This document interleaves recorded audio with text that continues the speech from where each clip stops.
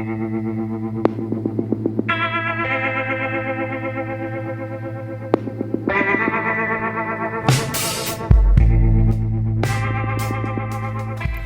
guys, thanks for tuning in and welcome to LearnCast. My name is Serena, and for a holiday special, I get to decide what to talk about this time instead of just Spanish or history stuff.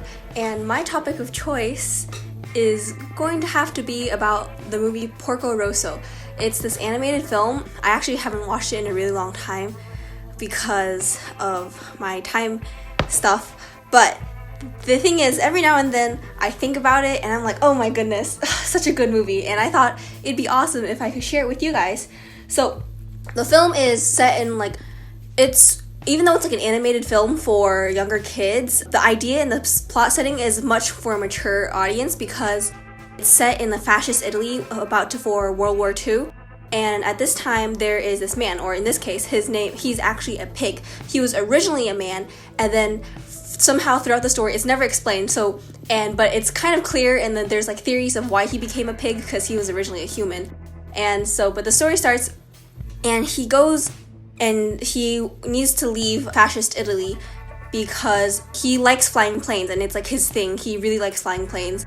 And he feels like this is the biggest thrill of life, and even though planes are the most amazing thing, the government is using them to attack people, and he was originally part of the military, and as part of the Italian military, he was going to be sent to become part of the Air Force strike and taking down innocent people, which our main character did not agree with.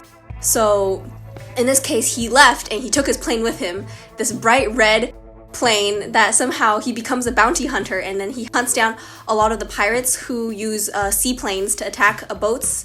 And with his bright red plane, he manages to capture a good amount of sea pirates. And even though he's doing this for like a good cause, he's not truly. And so that's part of why what I want to discuss is how he became a pig. The deal is, I think personally, he became a pig. Because just to be clear, the case might not be he physically turned into a pig, and maybe the movie displays and draws him as a pig because that's how he sees himself. Because at the end of the movie, it's heavily suggested that he turns back into a human, but we don't actually see his human face. So that's one theory. That's theory one, that he was never actually a pig. It's just how he portrayed himself and saw himself throughout the whole plot of the movie, where he saw himself as human again. The second thing is that he actually did turn into a pig, but that was because of his own beliefs and how other people saw him. Throughout the story, he kind of is chauvinist, and he kind of like objectifies women, which isn't really cool. So that's how his character development grows, and that's why he turns back into a human, or it's suggested that he turns back into a human. There is also a big part of where he lost a great deal of friends in the original, in a fight previous to the story, and so a majority of his friends were in the military with him also, and out of the whole attack, only he survived, which I think probably could have contributed to some sort of survivor's guilt and saw himself as something not worthy of being a human, or maybe... Oh, and the biggest theory is he thinks that he has been disenchanted by the entire world, the universe. He has his viewpoint on how humanity has behaved because how he saw war was treating to innocent people, and people who didn't even deserve being killed or dying ended up dying, and he became jaded to that fact, even though his love for planes brought him to his dreams of being able to fly anywhere and fly at great heights and experience new technology. It also showed him a darker side to the world, and because of that, his own feelings and his own confusion and sort of dissatisfaction to the world, he sort of distanced himself from humans so much that he became a pig. That's just how the cartoon is drawn. He is a he's a pig man wearing a jumpsuit who flies a red plane.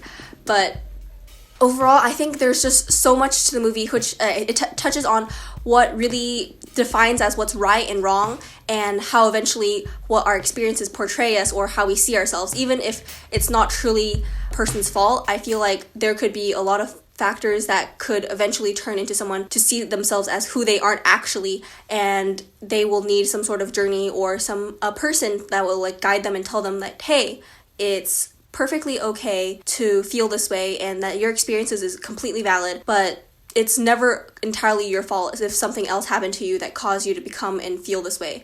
And I feel like that's a really major takeaway. Of course, all of this is never actually like stated in the film because, again, this was originally a children's film, animated film, but I just thought it was very, very interesting.